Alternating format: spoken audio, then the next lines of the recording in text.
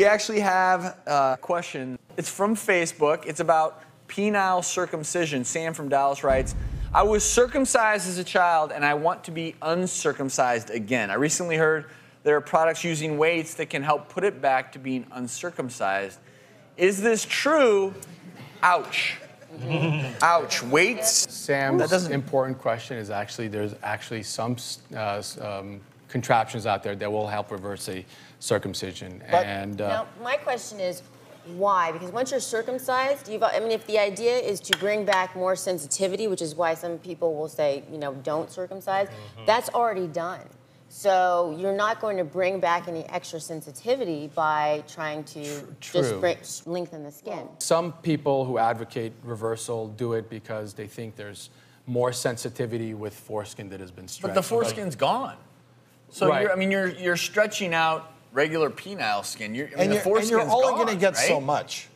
Correct. What about... you're never going to get the whole thing back. So the concept is you do protect the glands of the penis. That's what I'm wondering. And so it's not likely to get scratched or abrasions from wearing clothing, and maybe kept at a moisture that's ideal for intercourse. But the studies have been a little bit conflicting.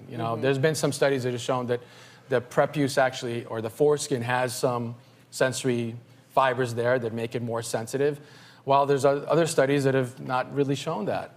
This is a model of the glands. We basically stretch whatever skin we have over this contraption and then bring this other part into it and keep it in place. So you're basically keeping it taut against the glands.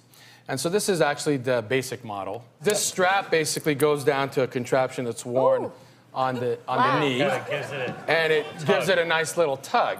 So during the day, while you're sitting at your desk or going about your day-to-day business, this is actually keeping it taut. While Dr. Joseph is showing us this, as a woman, if you saw this contraption,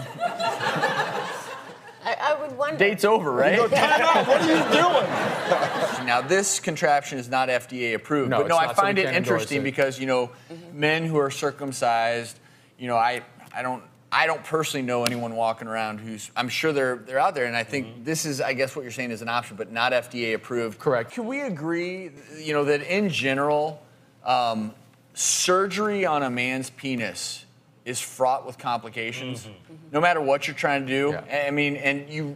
It's not something you should ever go into lightly. Everything I've ever seen never do or it heard. at home.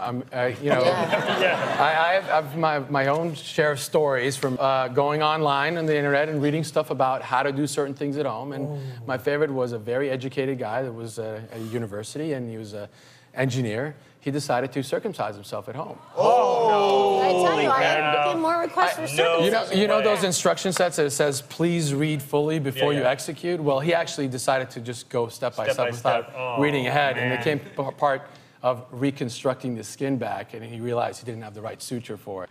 I'm still trying to figure out what I would do in the emergency department when someone walks in. They're like, okay, I cut my foreskin off, now what? Well, and also... Dr. Josephson, get down here, stat. And that's one of the things that then comes up of when, if you didn't do it as an infant, when would you do the circumcision? Doing it as an adult is a lot harder, associated with complications, more painful than it is doing it as an infant. Yeah, and that's kind of one of the arguments why to do it as a babe, as a newborn, because it recovers so much faster. But no right or wrong answers. It's in the end a personal choice. You have to be educated about the benefits and the disadvantages, just like everything else.